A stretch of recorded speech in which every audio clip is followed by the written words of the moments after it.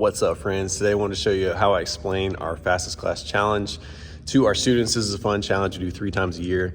I've got lots of details on my website about it, and basically the way it works is we put a 5-minute timer up on the TV screen and then let the kids see how many laps they can jog in 5 minutes. So we have our countdown timer.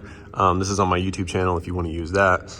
And then the kids all start over here on this line when they come in the door, and they have to go around these 4 cones that are around the room.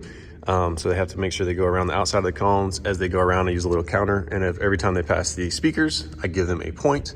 And then at the end, we divide the total number of students by the number of laps. That gives us the average laps per student.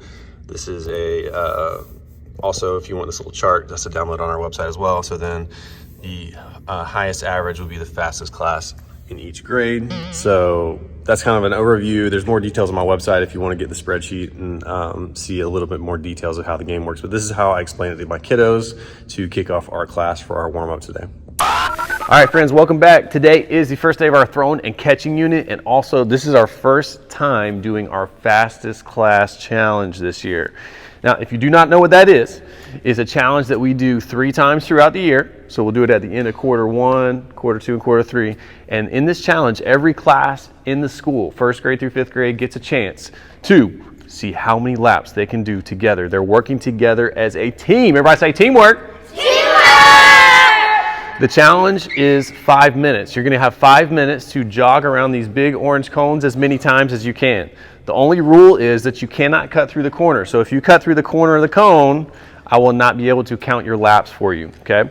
So we want to make sure we're going around the outside. Everybody say, don't cut corners. Don't cut corners. We're going around the outside.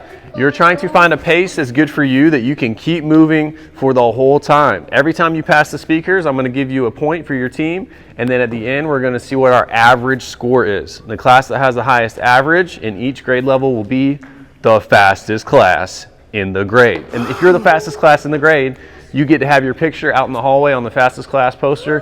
And every time somebody walks by that picture in the hall, they're going to look at your picture and they're going to say, man, they are really fast. Whoa. So bragging rights for that. Now, if you're the fastest class in the school, you get to take home the fastest class trophy, which is right here.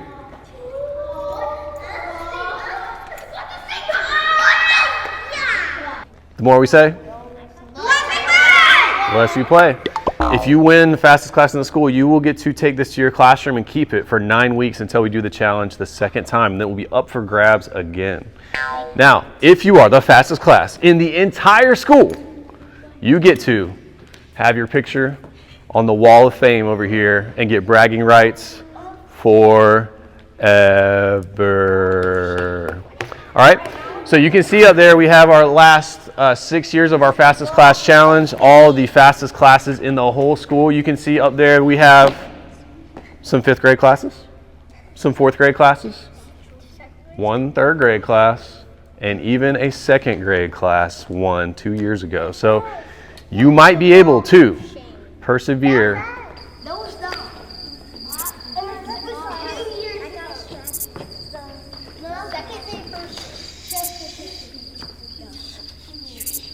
Teacher's talking, what are we doing? Please sit down on the line and listen. All right, so the main thing is you want to make sure you keep that body moving. If you feel tired and you need to catch your breath, raise your hand if you can tell me. What would be the smartest thing you could do to be able to catch your breath if you're starting to feel tired and like you need to stop? What do you think? Get a quick sip of water or slow your jog down? Would it be very smart for me to sit down? No. Would it be very smart for me to stop moving? No, because then you're not going to be getting any points for your team. So you want to slow down if you need to, find a pace that works for you, encourage your friends as you're jogging past them, and please be careful and give people space when you're running around them, but make sure you go around the outsides of all the cones. 5-minute timer's up on the screen. You can see how much time you got left. Do your best and forget the rest. Get as many as you can. Thumbs up if you're ready.